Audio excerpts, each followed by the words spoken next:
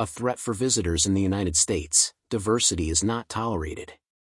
DEI programs are designed to support groups historically facing discrimination or exclusion.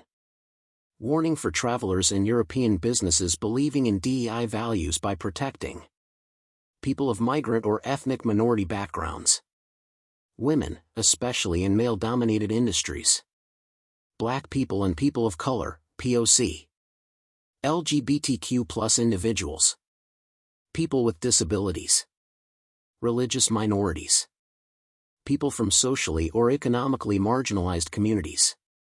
Over the years, enormous progress has been made in the United States to guarantee equality for minority groups. Just a few weeks into the Trump administration, it became clear that the land of the free is no longer such a brave country for minorities. Diversity is no longer tolerated.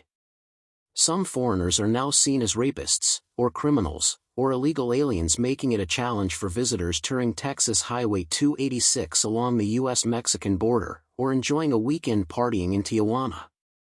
Many European travel agencies strongly recommend that their U.S.-bound clients review the current situation before traveling. If in doubt, consider postponing your trip.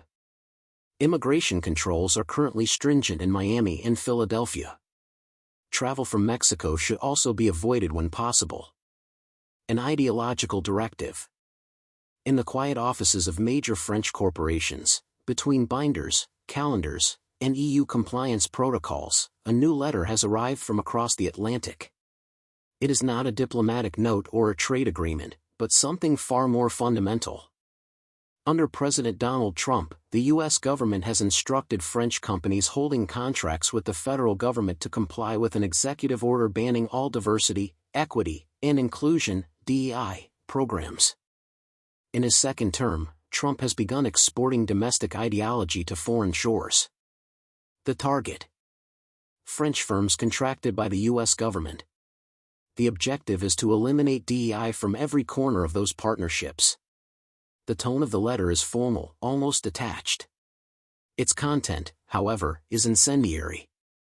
We inform you that Executive Order 14173, ending illegal discrimination and restoring merit-based opportunities, applies to all suppliers and service providers to the U.S. government, regardless of their nationality or country of operation.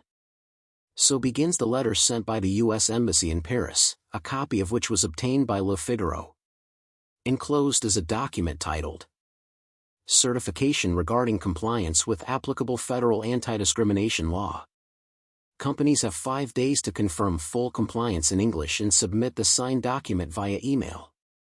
If they refuse, they are asked to provide a detailed justification to be forwarded to U.S. legal authorities. A new transatlantic conflict, not about tariffs, but about values. What appears to be a bureaucratic measure is, in truth, an assault on Europe's political and social identity. This is not trade policy, it is the raw export of an American culture war, rebranded as legal compliance, and it strikes at the moral infrastructure of Western democracies. In recent years, European companies have introduced DEI programs under public pressure and growing regulatory expectations. Now, the U.S. government is branding these efforts as illegal discrimination.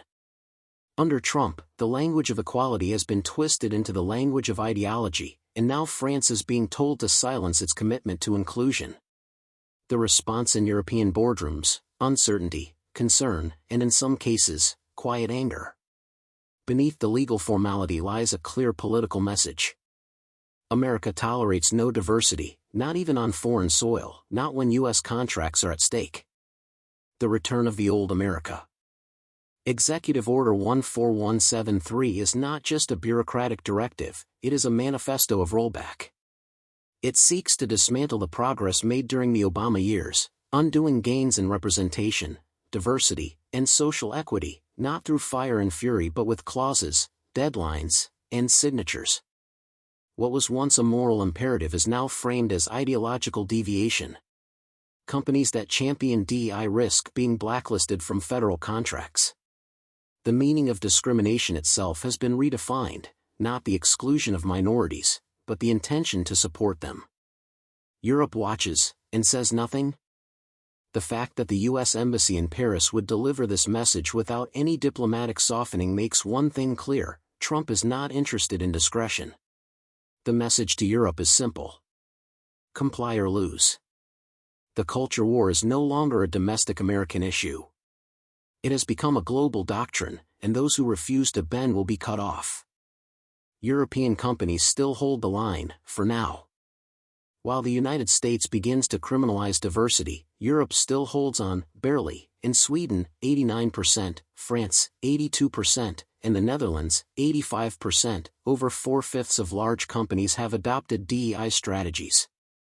Inclusion remains part of corporate identity even in Germany, 75%, and Belgium, 78%.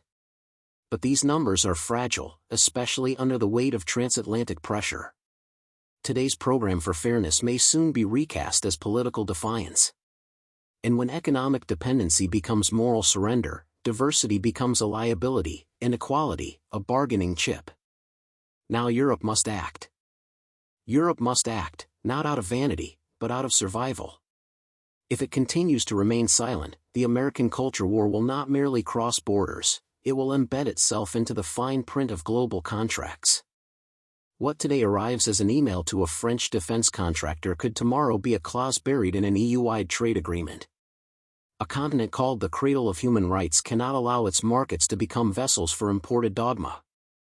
A society forced to unlearn diversity will soon forget what freedom means.